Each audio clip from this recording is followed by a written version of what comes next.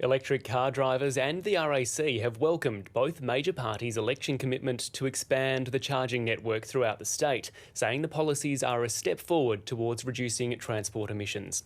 But the Motor Trades Association has been critical and says it's too early to invest in taxpayers' money in electric vehicle infrastructure.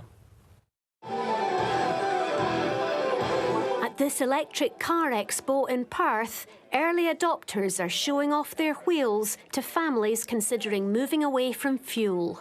I was saying I really love this one because it's got more space for the family, obviously really economical, that kind of thing.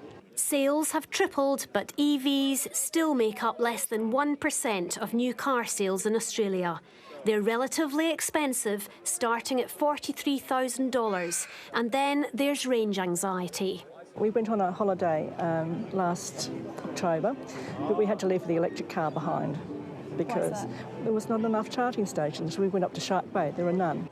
But EV drivers have been buoyed by promises ahead of next weekend's state election in WA. WA Labour's promises include a $21 million electric vehicle fund to build Australia's longest charging network.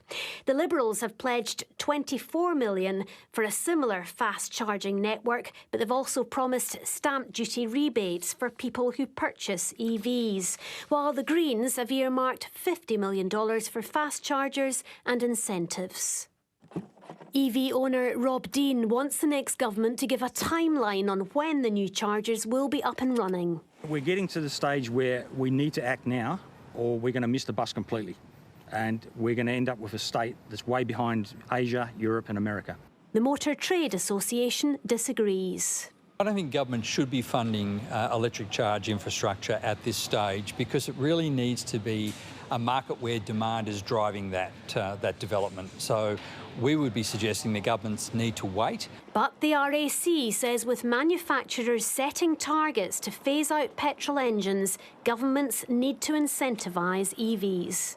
Could be something like lowering registration fees, cheaper parking for EVs. There's a lot of good policy levers that can be looked at. The RAC's called for a national framework on electric vehicles. Claire Moody, ABC News.